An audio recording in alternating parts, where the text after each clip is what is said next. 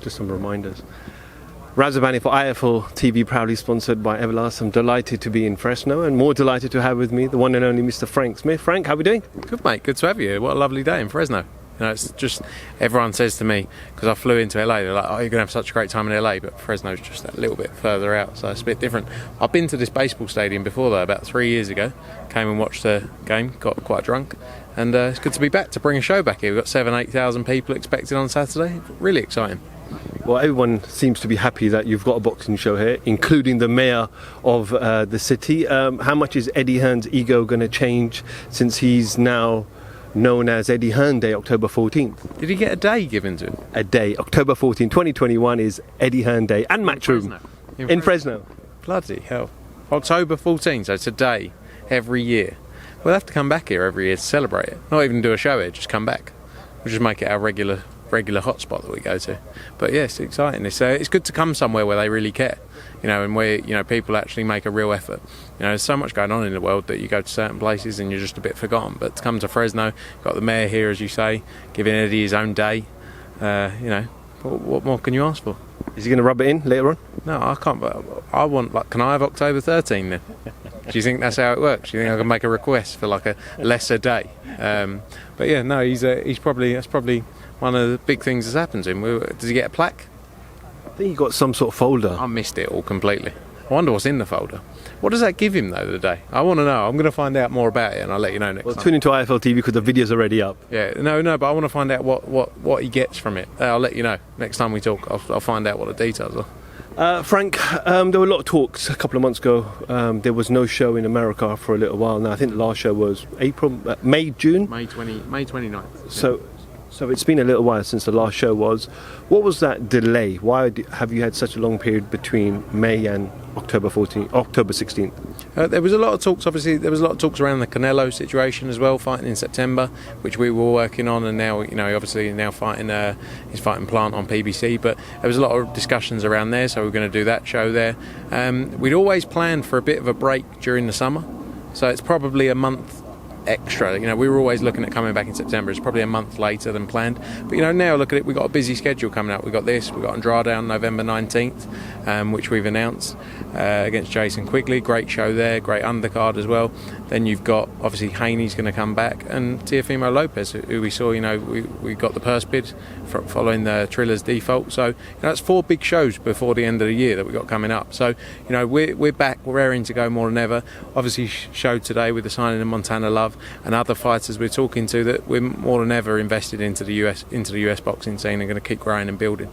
Mikey Garcia headlines the show on Saturday night. 4-division world champion, been there, done it. I spoke to him and Robert, yes, his trainer, about what has Mikey got left? What else does he want to achieve? He can retire tomorrow. He's made enough money. He's got a legacy. He goes, I want to continue fighting the best. I know you've got him on your platform on Saturday, but with the hope of continuing with Mikey moving forward? Yeah, no, 100%. You know, he's always been involved in huge fights. You know, we worked with him on his last one against Jesse Vargas, which was a packed out night in Dallas, and good to have him back here again as well. Like I say, got 8,000 people here coming on Saturday, and you know, some big opportunities for him. So we look forward to working with him, and it's good to see, you know, with everything he's done in boxing, that he still wants to grow, build, and, you know, still wants the big fights. You know, Sandor's not an easy task. You know, we've seen him on our Spanish shows that we promote, and you know, he really wanted this opportunity. So he's going to come in there and give it everything, because this changes his life. If he can go in there and beat Mikey Garcia, this completely changes his life. So it's going to be an interesting fight, and our aim is to carry on working with Mikey Garcia. You know, because he's a big star in US boxing. First time in a baseball stadium? For a show? Yeah. I've been to a few baseball stadiums, yeah, but first boxing show we've done in a baseball stadium. So we've had a big year outdoors, to be honest. You know, you look back, we just had Tottenham, we had Warrington Lara at Headingley, we had Fight Camp outdoors. We've been doing a lot of shows outside. It's quite nice, actually, especially when the weather's like this, 26 degrees. Frank's going to talk a little bit about Dazn. Twitter went into meltdown a couple of days ago regarding this poll that Dazn put out about pay-per-view. Just wanted you to see if you could comment on the reason for that poll and why they put that poll out, and is that the direction that they were going towards? I think they're always interested in listening to what people think. You know, I haven't actually seen the poll completely. I've just seen parts of it, especially the Sam Johnson fight, which I think is interesting for AJ. But you know, they're always interested in hearing what their consumers want. I think one of the key things to look at is, you know, DAZN's aim is to become the major player in global boxing, and to be involved in some of the massive fights that we see. And you know, that could be the likes of Joshua-Usyk, that could be the likes of Dillian Whyte against Tyson Fury. Ultimately, they're going to have to compete with a pay-per-view model for those types of fights. You see with the subscription basis that they've got now, the likes of the Joseph Parker, Joseph Parker Derek Chisora fight that was on pay-per-view previously, Dillian Whyte against Otto Wallin, which would have been on pay-per-view. That's all within their subscription. So nothing's changed in that sense in terms of what our aim is to do and carry on delivering for the subscribers. But ultimately, for some of the bigger fights out there that I just mentioned, you know, they're going to have to look at models and ways of delivering it, because otherwise it's not sustainable to deliver those huge fights if they haven't got some other model to do so. So I think that's more the aim from it, and you know, I think fight fans will understand that, because for those big fights you need different ways of delivering them. And I think that was more, you know, I can't speak on their behalf, but more from where that, you know, the questions were asked. But yeah, look, everyone jumps to conclusions, don't they, without, you know, any real detail. But we you know what we're here to do. You know what we've announced in the UK, and our plan is to deliver for subscribers, and we'll continue to do that. And like I say, with the shows I mentioned just there, I think some of the criticism that was I observed on Twitter was the whole ethos of DAZN was pay-per-view was dead. If you go back to the launch, pay-per-view's dead, it's too expensive, etc. Game change slogan, etc. The memes they were putting out about kicking out pay-per-view, and Eddie was very vocal that pay-per-view is dead. So are we backtracking on everything that was said in the past?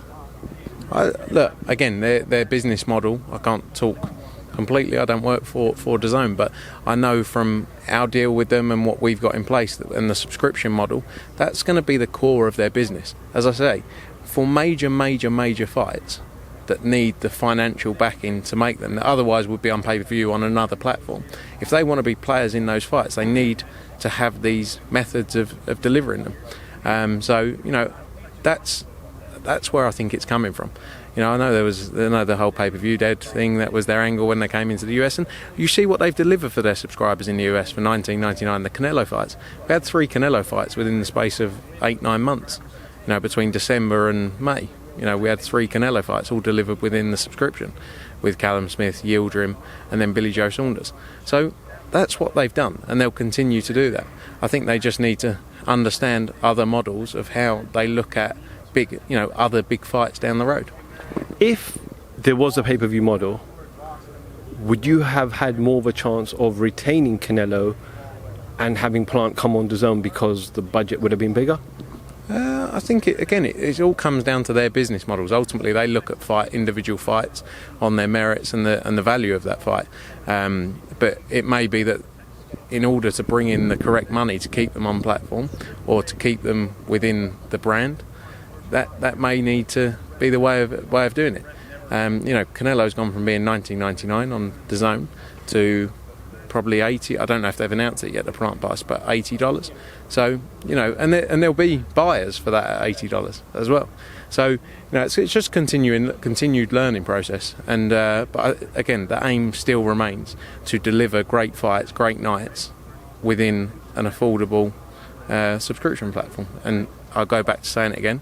Dillian Whyte against Otto Wallin, Derek Chisora against Joseph Parker, 2 fights that would have been £20 on Sky when we were promoting with them. Now they're as part of a $7.99 monthly subscription where you get close to, I don't know, 50 boxing events a year. Frank, did you watch, obviously I'm sure you did, last week, Fury and Wilder? I think you must have watched it at the Hilton. No, do you know what? I drove back to Brighton and I got in at about 4:55 and I turned on and I watched it in bed. Me and the missus watched the fight. What did you make of the fight? Great entertainment, brilliant fight. You know, and Tyson Fury showed again why he can never be written off. And you know, he's done a terrific job, and as well, props to Wilder, because from the second, third round or whatever, you know, he looked like he was out of there, but he stayed in there, stayed in the fight, And it's great for boxing, isn't it? It's great for the sport, and it's what we need. And there's so much more to come. Joshua is going to have the rematch with Usyk, and then everything turns on its head again. AJ goes in there, knocks out Usyk, and then Tyson Fury mandated to fight Dillian White. So there's so many things can happen in a 6-month space, but it's great for the sport. How much respect do we have to give to obviously Deontay Wilder? It looked like he was out of there in round 3, came back, knocked Fury down in round 4 twice.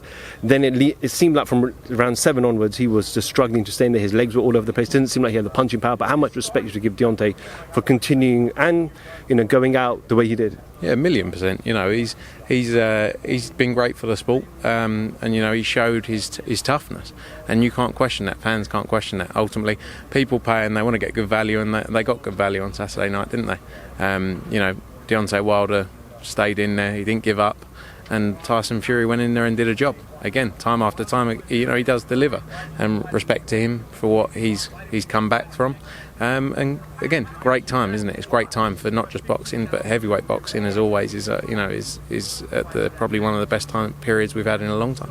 Would you say Tyson Fury is the number 1 heavyweight in the world at the moment? Yeah, I think you have to say that currently. Yeah, but everything swings on its head, doesn't it? And every fight. Every year things change. When Tyson Fury had the Otto Wilding fight, would people have said he was number 1 then? Probably not. When AJ fought Ruiz the second time and beat him, he was like back up there. So it's great. It's brilliant. It's what we need, and it keeps the fans talking. And there's big fights in the next year, 2 years. There's lots of big fights to be made. Frank, I know you're quite close to Freddie and 258, etc. Was there ever a conversation where Joshua would step aside and allow Fury to go for Usyk, with Joshua contracted, guaranteed to fight the winner? Because there is no guaranteed outcome that Joshua will go and beat Usyk in the rematch. But there's no guaranteed outcome with anything, is there? There's no guaranteed outcome that you step aside and then something happens, someone retires, someone walks away. So I think AJ's sole game plan is to go in there and win his belts back. He's done it once against Andy Ruiz, and that's what he's 100% focused on.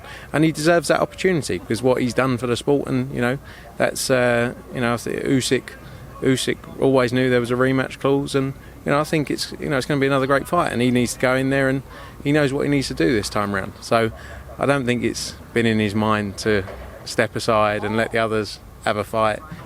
Wilder didn't do that for AJ Fury to happen, did he? We could have seen that fight, but instead we saw 2 great fights. We saw AJ against Usyk, we saw Wilder against Fury, and now it's good. We've got another good year of big heavyweight dust-ups. Frank, I know Fury wouldn't want to be dictated to, and he would want to fight who he fights, but obviously the WBC have made it very clear. I'm not sure if you've had it officially yet from them that he has to fight, obviously, the winner of Wilder and White, which takes place next weekend. What do you think Fury does? Does he take that mandatory? Does he get elevated to franchise? Does he vacate? Does he potentially even retire? What do you think? Well, I think, ultimately he believes he's the number 1 heavyweight in the world. If he believes that, he'll go in there and beat anyone, won't he? So why would he step aside from any fight that's mandated on him? And Tyson Fury against Dillian White's a massive fight. That's probably one of the biggest fights he could have been involved. In terms of bringing it back to the UK in a stadium, that's a massive night there. So I don't represent Tyson Fury, obviously, but I'd be very surprised if he walked away from that opportunity. And it just keeps that whole thing going, doesn't it? It gives us another. You got the rematch of Joshua against Usyk. You've got Tyson Fury's going to fight, Dillian White likely, and then you got probably 2 more fights for the undisputed, with whoever that's against. So great times. It's what we need. Okay, Frank, we've got a couple of more days till Saturday night. Any recommendations of what I can do in the evenings or something? Any particular places I can go and visit and have some fun? There's an axe throwing place.